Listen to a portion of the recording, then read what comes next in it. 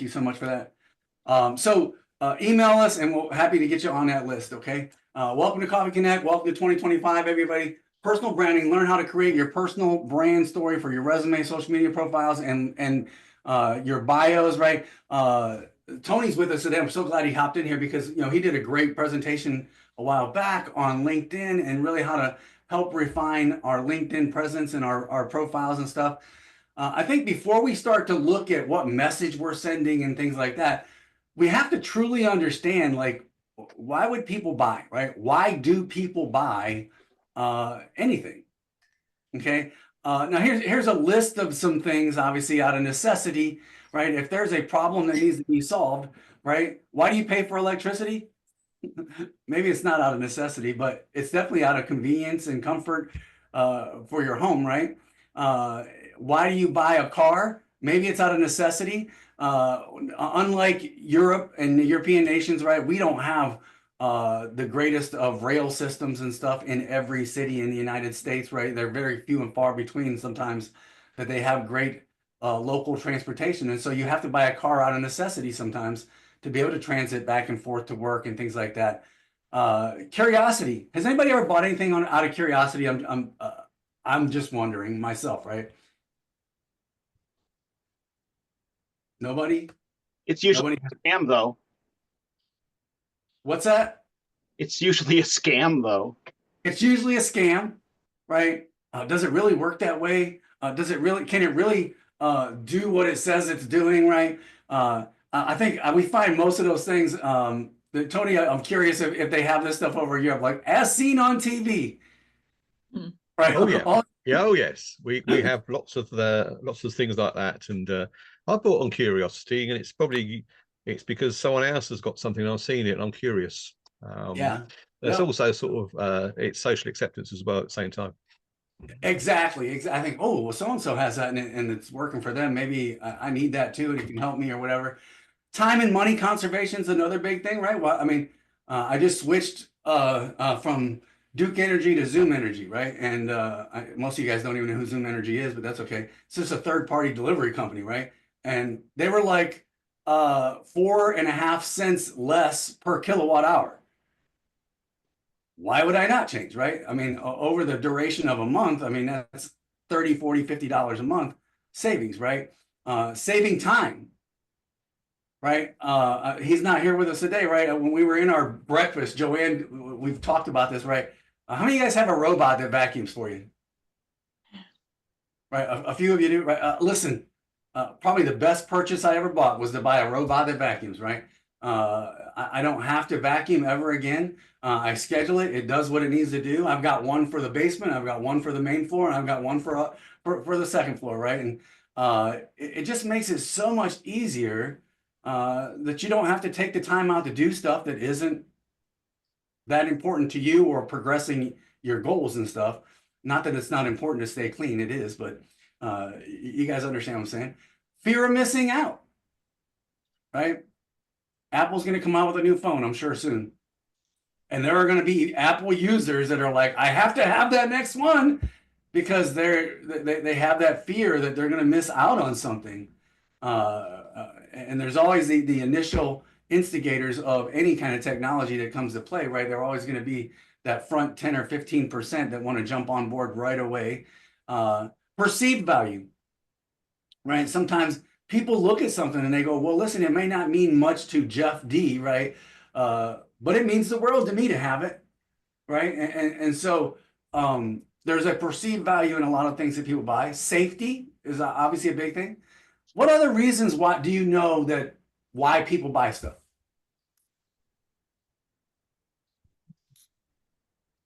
Go ahead, Dave.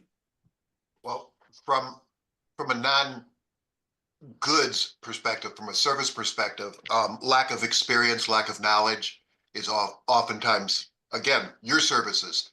I can invest, but I don't have the experience you do. Yeah, I don't know how to do it, so I'm going to have somebody do it for me because that's an important thing. Joanne's that same concept, right? That nobody knows how to do their books, so they should hire Joanne to do their books and stuff. Go ahead, Kyle. for like sentimental memory values. You know, you're giving a gift to somebody, you want to capture whatever moment, whatever trip, you know, sort of thing. So you buy these picture frames or, you know, video recordings, whatever, you know. So Yeah, the emotional piece of it is big, right? Do you have to have an engagement ring to get married? No, right? But there is some kind of commitment there that comes with the emotional and capturing the moment and stuff of all of that. What else? Somebody else had their hand up. Go ahead, John. Are you raising your hand or? I think a lot of people buy for too also for competition and status. They'll see it's like what this at the Temptation song, "Keeping Up with the Joneses." Yeah, You'll see your neighbor get a new Mercedes. You say, "Oh, I have to get Infinity," or it's a lot of that happens. Just and we can say it's like competition, but basically it's like to stay status quo. Try absolutely. in line. Yeah, I mean, it is part of that social acceptance, and well, I always want to outdo somebody or whatever. There is some competition that runs in there, probably that starts some kind of buying motives for people. I think the other question, it's important to understand why people buy. The other question I would ask you is, why would people buy you, right? Or buy what you're offering? Listen, Jeff does computers. Jeff Hexter does computers, right? He fixes computers, repairs computers, and can help you out with all of your technology needs. And he pulls his hair out so we don't have to, right? How many of you guys know other people that fix computers, right? I mean, most of us know somebody else or whatever else. So then the question comes, well, why would I buy Jeff over buying somebody else, right? And so one of the things I want to do today is not only just go through the generics of this, but hopefully help us all define better what our personal brand is and why people would buy us, right? Why people would buy the services from us or the products from us that we're offering. And so crazy enough, has anybody ever seen this presentation before? This presentation is nothing fancy, guys. Obviously, I did some research on what I wanted to learn and stuff, but when I went into PowerPoint and I was really just looking for a template to use for the PowerPoint, and it came up with this entire presentation. Right, and so if you're looking for this, one, it's in the chat. I might have to repost it in the chat because I put it in there before everybody was in there. I want everybody, there are some slides in here. Whoops. There are some slides in the chat or out of this presentation that we are going to use today. And I hope all of you can grab this. Well, why is it not reposting?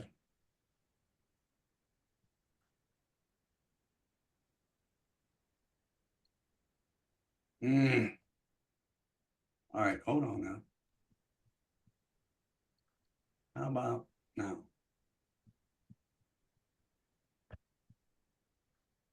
Nope.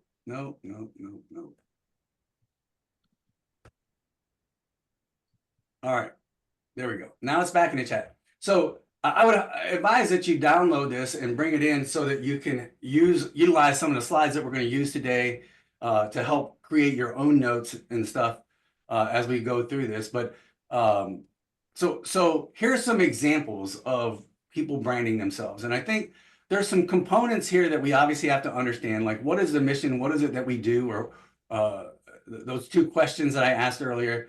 Who is it that you want to help? What problem do you want to solve, right? Those are some basics that we have to understand. We have to understand who our audience might be for that needs what we have, right? And then we can kind of create our bios and our short bios. It's going to help us really brand ourselves or create that value proposition for a 30 to 60 second elevator pitch that we're going to have today. Off to the right, you see the attributes and stuff, and we're going to talk about those because I think those are things that help define our value system and how people can relate to us and why they would want Bob helping us versus Julie helping us or vice versa, right? Here's some another example from a fitness guru that put his information out there. I love the short bios on some of these, right? I'm a passionate champion for fun, exciting exercise for anyone at any age, right? How many of you guys can hear someone saying that to you in a networking event, right? That's their 30 to 60-second elevator pitch, right? I'm Rodney. I'm a passionate champion for fun exercise, right? Exciting exercise for anyone at any age, right? Appreciate it if you can just jump on my channel or whatever the follow-on is going to be, the call to action, right? Piece of it. And so hopefully we can help everybody here today do that. I'm going to go to some breakout rooms. And first, I want you to introduce yourselves. If you don't know each other, then it's a great time for people to at least get their first look at who you're trying to be, right? And get a perception of that. The next question we're going to answer, right, is at the bottom. Are there changes that need to be made or incorporated into your message to align with who you're saying you are and how people are perceiving who you are, right? And so in doing so, we should be able to answer the first two questions on that slide presentation that I downloaded, right? Where's your brand story right now? And what attributes do you want your brand to be for 2025? All right. So we're going to stop sharing here. We're going to open up these breakout rooms. We're only going to do about 3 or 4 people per breakout because I think we'll be able to move through this a little bit quicker. Let me open them up. I will see you guys back here in about 9-10 minutes.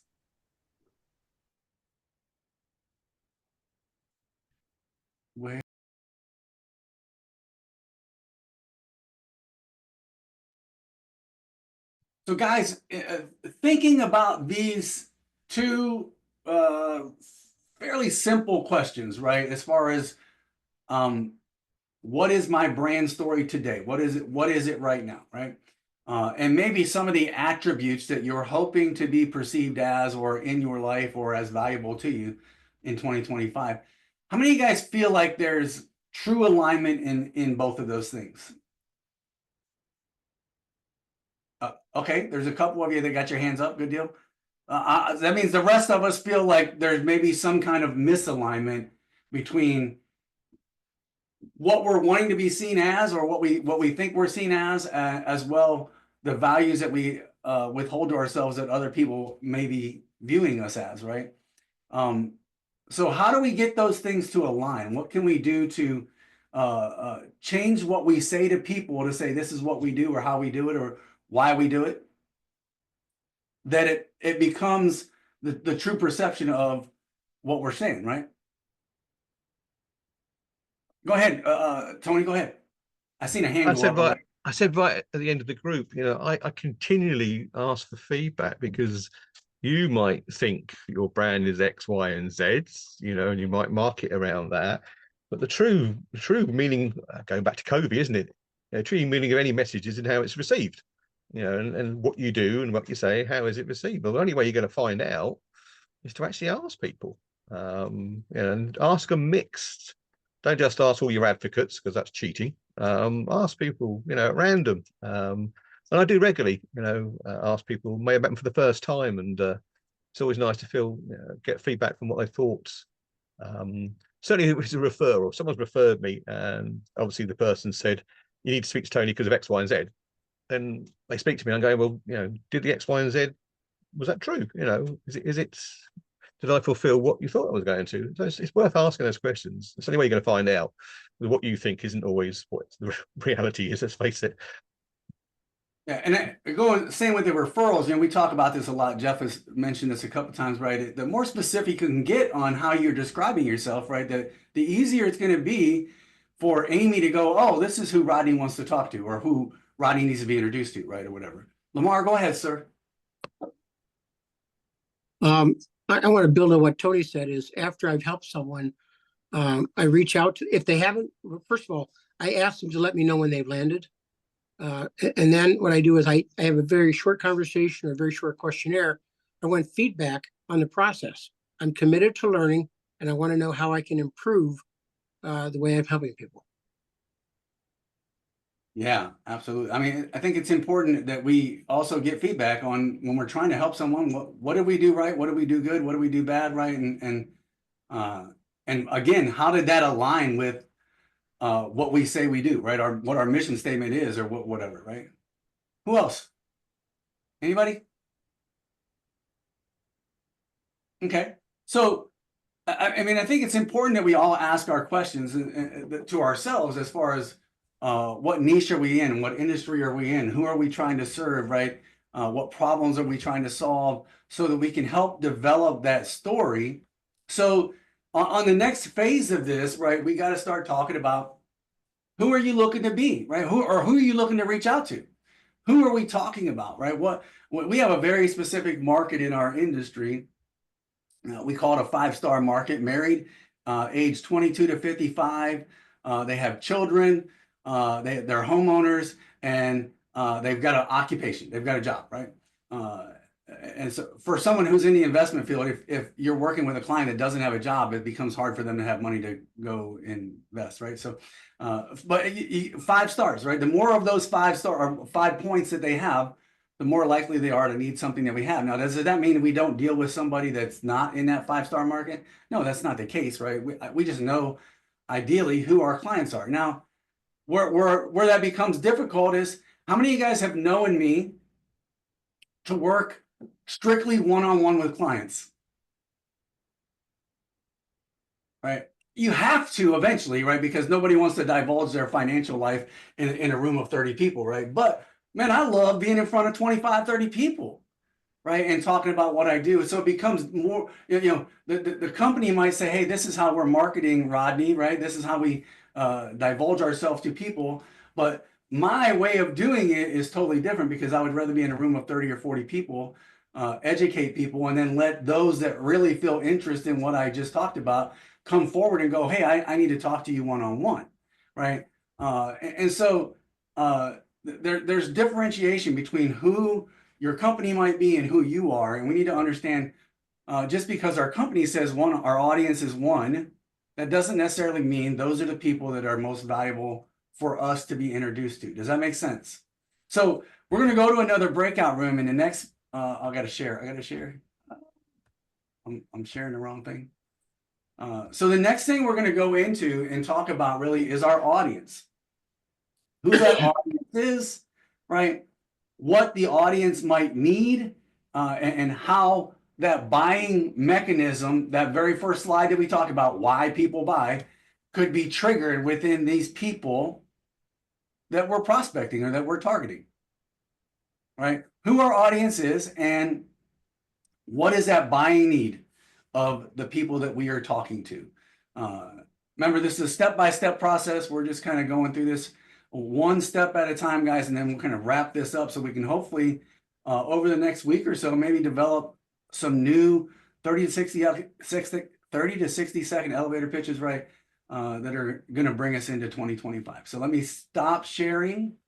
We're going to go to breakout rooms. I've got them shuffled up already. I will see you guys back here in about 10 minutes.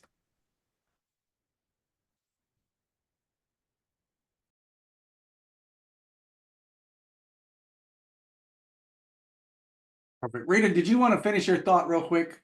Oh, thank you, Rodney. Rita, you're muted. There you Yeah, go. there you go. One of the biggest difficulties in life is having bosses who have no clue what anybody's doing. Mhm. And if you're someone who really understands why it's important what you're doing, what all those tests do, and how they support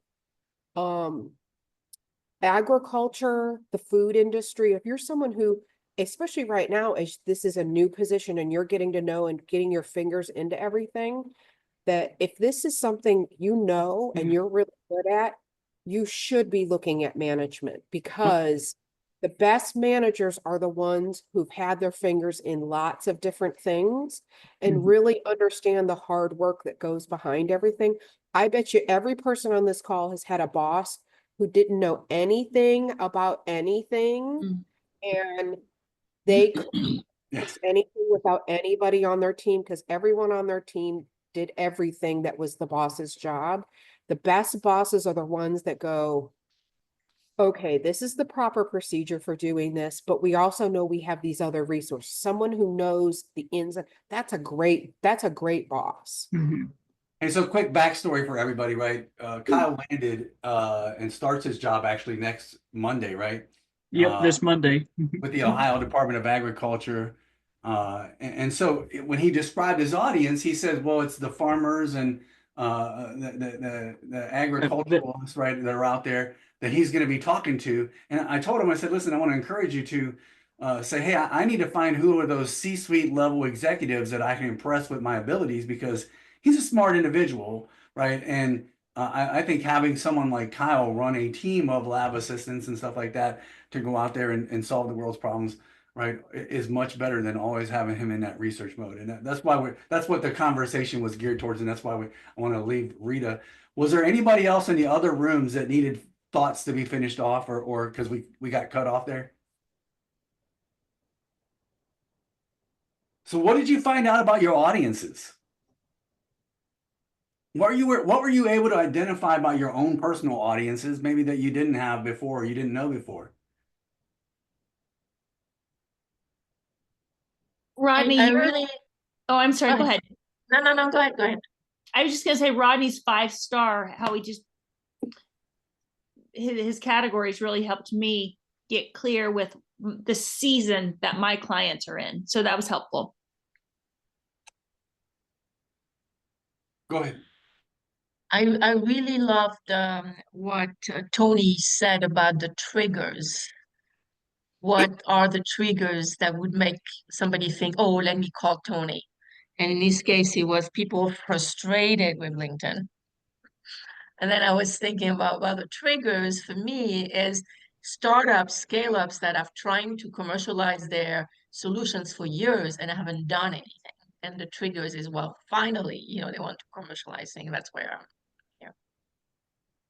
Yeah, I So think the emotions. as we hear each other talk about our own great, our goodness, right, or our own faults, right, we can all learn from those things and go, wait a minute, it didn't work for John, but man, that might work for me, the way he said that or the way he's thinking about it, right? Lamar, go ahead. I thought, oops, I was blessed to be in a group. I'm not making this up. Our group had over 200 years of experience combined, 200 years of experience. And we all have had multiple roles, multiple organizations, and all of us are now continuing to make a difference. So when you turn 60, don't give it up. When you turn 70, don't give it up. And Sanford, I think Sanford's 85. Stanford's still teaching how to dance. Love that. Yes. So we talked a little bit about that in the first group when I was talking about, we talked about Joe a little bit, and I said Joe's at this phase of life, right, where he's in this I want to give back phase, and I think Bob's in this phase too. Bob might have ducked out or something, but they're in this phase where they've absorbed a lot in life and they've gained a lot from other people, and now they just want to give back to others. And that doesn't mean that that they should step away from LinkedIn or marketing themselves or branding themselves as that person. In fact, they should do it more, because it's only going to allow people that don't normally have interaction with Joe or whoever, right, to go, man, maybe I need to connect with Joe. Maybe he's got something he can teach me or help me out with, right? And so for sure, don't ever stop, as Lamar said, don't ever stop and back away from it. What else, guys? Go ahead, I Steve. feel that one thing that we sometimes neglect is our health. And because it's how we feel, also how you reflect in what you're doing and other people. You want to give that good frequency, and good frequency is being vibrant, being positive, being going, and people will follow you. It's like a magnet, you see, and it's an unseen field, and so I think health is very important, because if you're down and you're just out of it, you see. So, but when you got good health, I mean, you're out there with people, you're sharing and you're giving, and that's important, because it's giving not just yourself, that you're looking at, which is what was important for you. Like you're talking about your audience, we have to reflect on the other people. And Lamar does a great job he approaches it, what can I do for you? How can I help you? You see? And if you're up there with a smile and you're vibrant and say, well, he must be doing something good himself. You know, he's there, and I think that's key. We seem to forget because we get overloaded, we get stressed, and before you know it, you don't have the energy. And so just try to keep that energy, and it's great that what you're doing around you. You've got great people here. You have really good energy. It's a catalyst. It helps amplitude whatever you're doing. And I just thought I'd share that. So even with conversations with Amy when she was identifying her audience and we were talking about kind of what the buying motives were for those individuals, right? And I've had a couple conversations with Amy, nothing really extensive, right? We've met a couple times, and she came to breakfast last month at our final one, and actually brought somebody with her and stuff, which was awesome. But you know, it dawned on me. I was like, so she's really looking for these people that are looking to go do something different with their life. The ones that want change in their life, the ones that want to impose something better than what they had into their future, right? And maybe it was there before and it just like didn't hit me as hard as what it did today, right? But I think we can all learn from those conversations. So why is all of this important, right? One, I mean, we go to networking events in and out every week, and one of the best ones when it comes to just doing a 30 to 60 second elevator pitch is Cleveland Area Networking on Monday at noontime, right? It just gives us an opportunity to run through those elevator pitches in a timely manner with some feedback and critique to allow us to learn from each other, right? But exploring the things that we explored today, right? How do people perceive us? How do we want to be perceived? What is our audience? What is our audience's buying motives, right? The more we explore those things, the more we can refine, right, what that 30 to 60 second elevator pitch is going to be, so that when I say it, right, that Kyle says, oh man, I know somebody I need to introduce, just like we were just talking about with Tony and stuff, right? And so the last slide, and you guys have the presentation there, right? The last slide goes into what's your branding mission. And I think that is your elevator pitch, right? You talk about who you do it for, what you do it for, or what you do, right? As well, the call to action, right? Or that call to action can simply be, I want to be introduced to put the last family. slide up. Yeah, I'm sorry. Yep. I thought I had it up. Sorry. It helps to hit the share button. Thank you. Yep, no problem. No problem. Thank you for calling it out.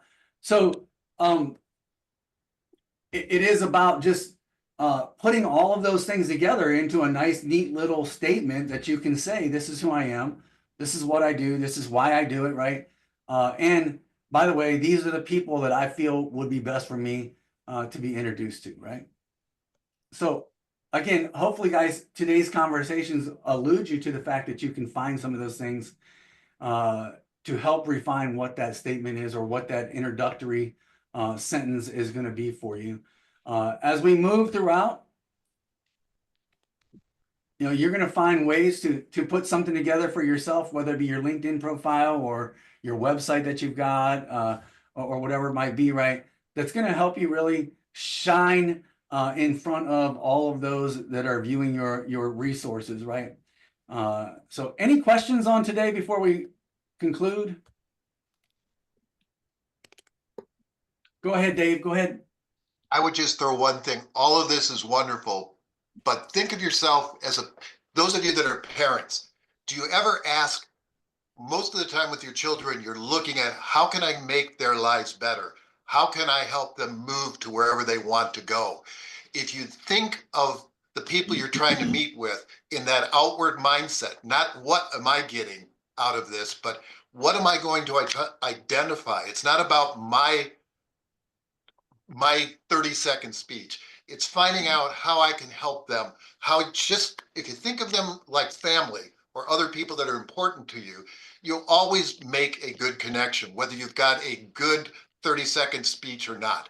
And that's really the key. It's the outward mindset of how do I help them get where they want to go? How do I become part of their lives? And you almost never go wrong. Absolutely, absolutely. Lamar, did you have something else to add? Unfortunately, Dave stole my thunder. So Dave, thank you. I mean, you guys are like twin brothers and have worked together so much that you can just finish each other's sentences and stuff, right? Ooh, not. Awesome. Well, hey, thanks everybody for joining in today, right? Again, hopefully you learned something and we're able to help refine your own mission or whatever it might be for yourself so that you can go out there and conquer 2025 to the best of your abilities. Again, finalize it or kind of capitalizing on the schedule here for the next couple weeks. Next week, we're going to talk about avoiding procrastination.